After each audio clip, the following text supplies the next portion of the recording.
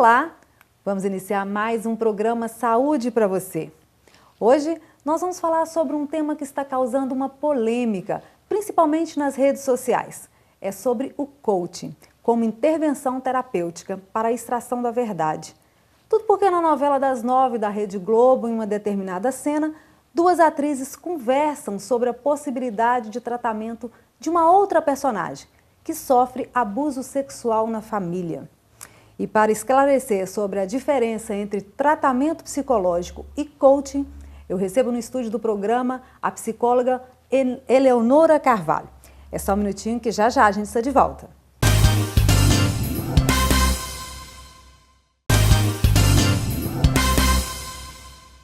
Já estamos de volta com o programa Saúde para você. Agora sim, eu vou conversar com a psicóloga, a doutora Eleonora Carvalho, sobre a diferença entre tratamento psicológico e coaching. Olá, doutora, seja bem-vinda aí ao nosso programa. Muito obrigada, Marinalva, pelo convite.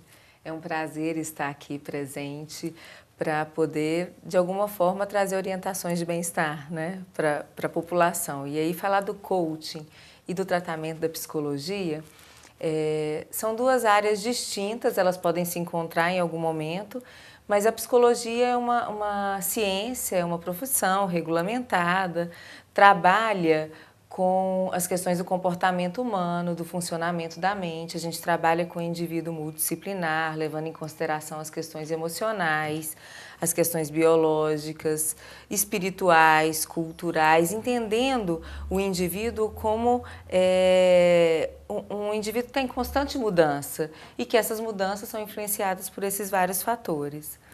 E o coaching, o coaching é uma técnica de atuação que ela não faz diagnóstico, né? O coaching trabalha com a intenção é um desenvolvimento pessoal e ele utiliza técnicas da administração de empresas, gestão de pessoas, da área de esportes, para auxiliar o indivíduo a alcançar objetivos e metas em relação a esse desenvolvimento humano.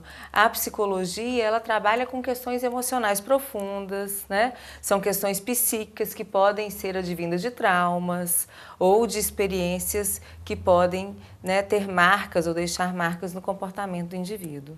Mas qual que é a principal diferença do tratamento psicológico e coaching? A psicologia, como ela vê o indivíduo em todos esses conceitos, ela quer buscar o bem-estar para esse indivíduo, né?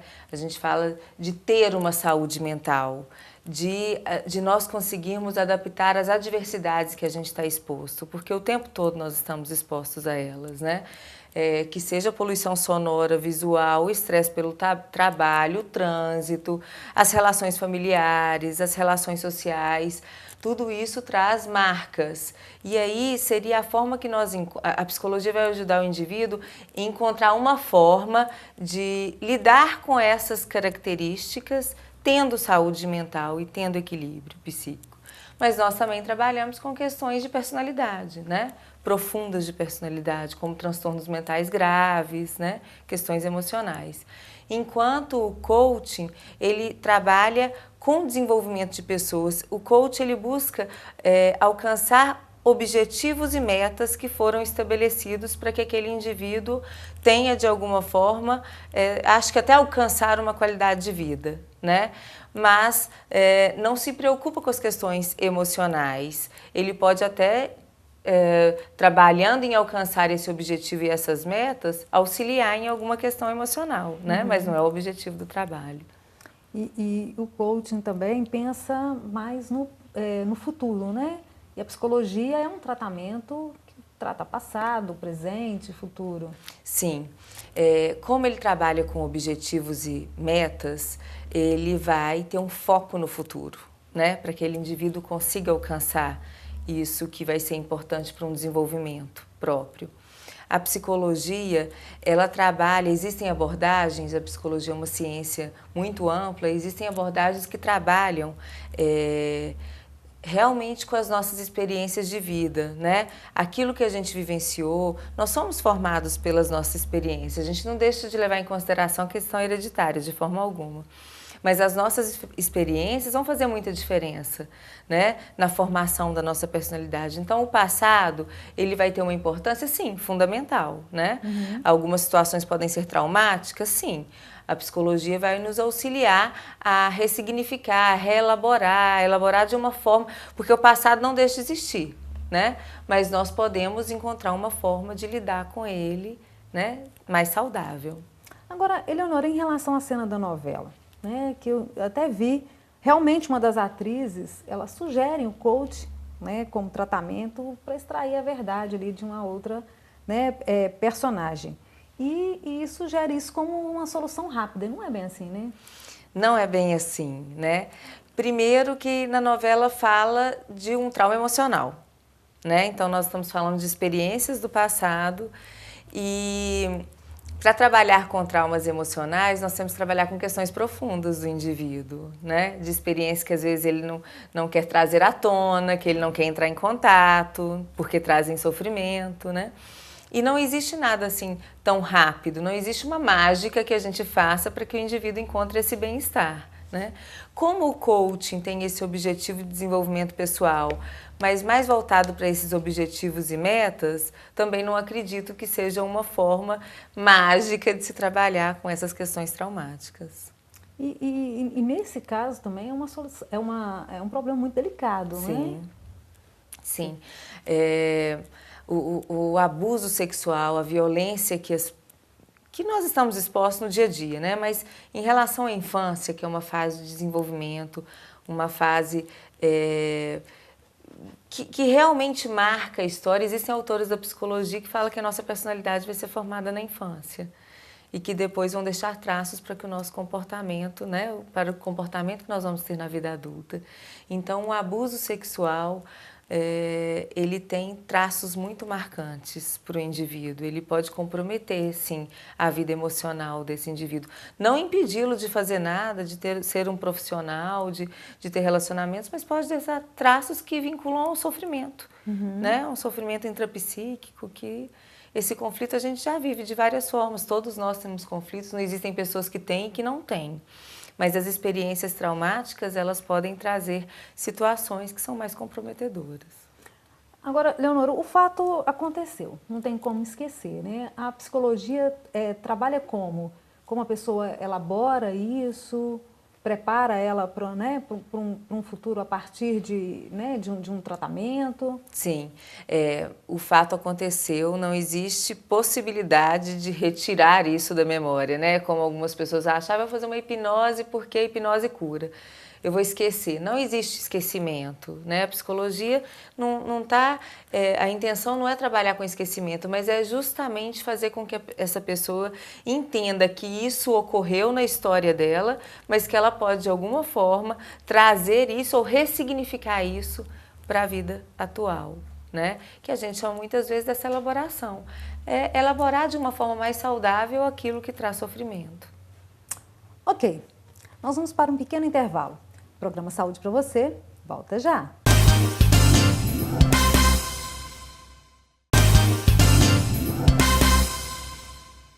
Já estamos de volta com o programa Saúde para você, hoje conversando com a psicóloga Eleonora Carvalho sobre a diferença do tratamento psicológico e o coaching.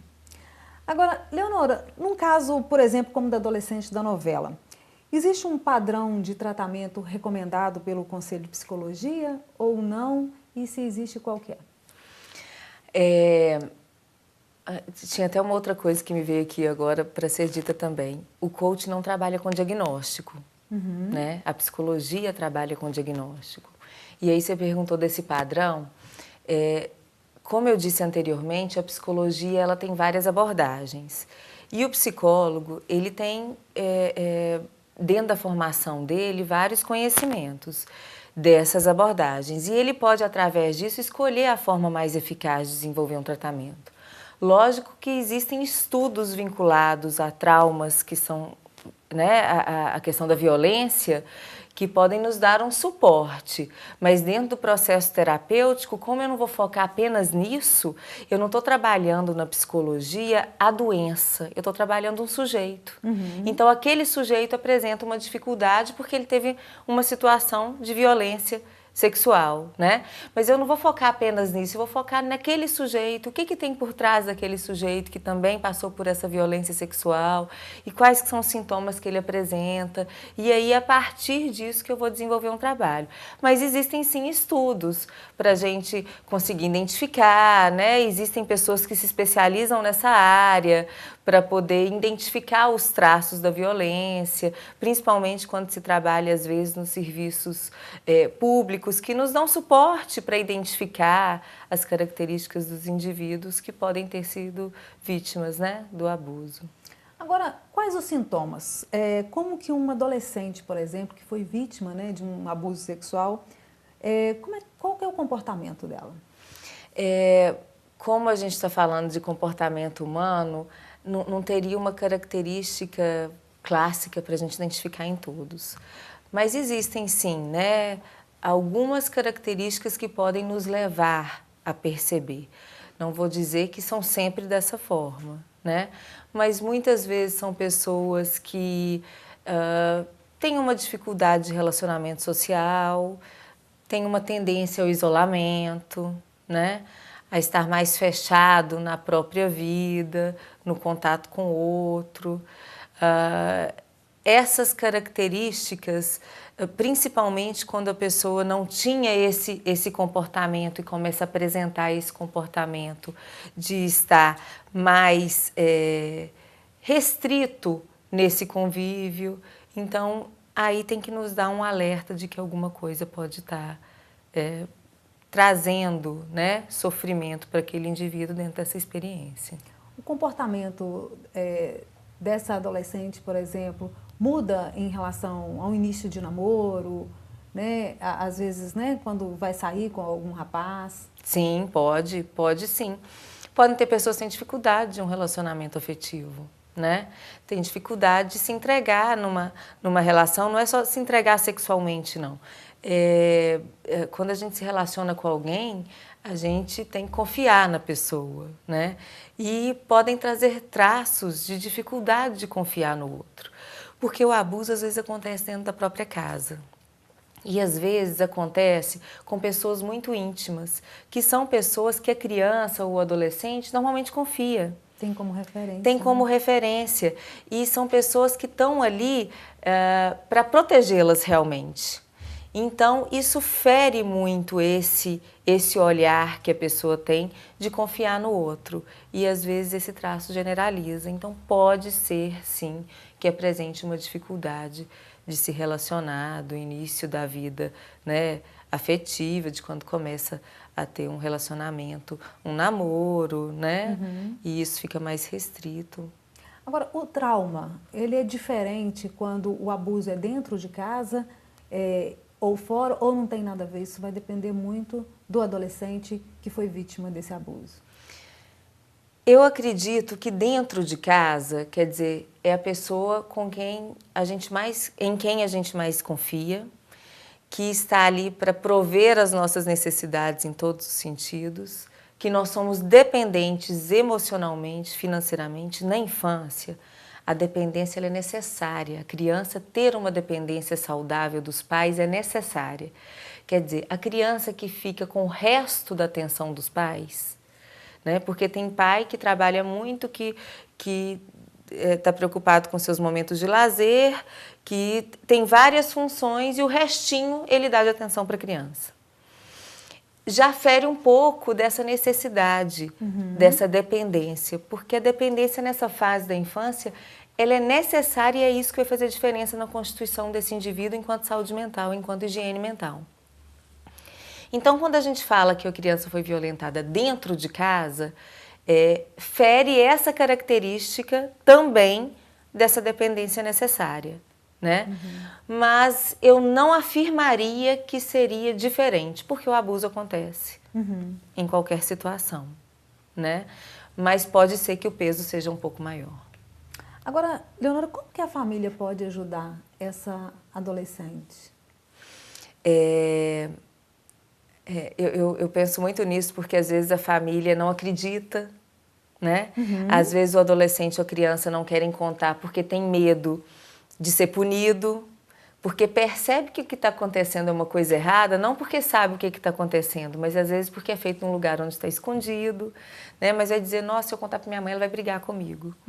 Né? Então, na verdade, assim, lógico que a gente tem que ter uma sensibilidade nessa escuta, não desacreditar em tudo que o outro fala, né? Principalmente na criança e na adolescência, porque a criança tem as questões de fantasia dela que são normais na infância, né? Das brincadeiras, de tudo. Mas a gente também tem que observar o comportamento dela, se houve mudança de comportamento e se nessa mudança de comportamento também existe alguma coisa que está sendo não dita, porque os pais sabem quando isso acontece, né? Os pais conhecem os próprios filhos, mas às vezes não dão muita credibilidade quando são crianças, né? Então a criança sente isso em outras falas e aí não tem coragem mais de estar se colocando. Então a família precisa dar apoio para a criança. Precisa ter sensibilidade e investigar o que está sendo real e o que não é real. Mas tem que ter uma atenção cuidadosa, porque não é tudo que a gente tem que dizer foi criança que ela pode estar inventando, né? E às vezes a criança fica amedrontada, porque os pais usam, para educar, às vezes usam de formas de punição. Quando são punidos, vai falar, eu não vou falar, porque eu posso ser punido novamente. Né? Então esse apoio, essa escuta, essa forma mais sensível de observar a criança é necessária. Ouvir a criança, tem pais que não ouvem, né? Não tem o tempo de sentar e conversar e saber o que fez e como que tá, e o que foi bom, o que não foi. Então isso faz toda a diferença. Tá certo. Tá aí, então, mais uma dica do programa Saúde para você. Agradeço a participação, doutora, no nosso programa hoje. Muito obrigada, eu que agradeço. Como disse no início, é sempre um prazer estar aqui, trazendo informações que podem ajudar, né, a sociedade em geral. Eu acho que é isso que a gente tem que colocar como uma postura ética mesmo, né? A sociedade precisa disso. E com certeza ajuda. Que bom, obrigada. Ok, ficou alguma dúvida? Quer sugerir um tema pra gente? Nosso número está aparecendo agora na tela ou na nossa página do Facebook. Até o próximo programa. Saúde para você!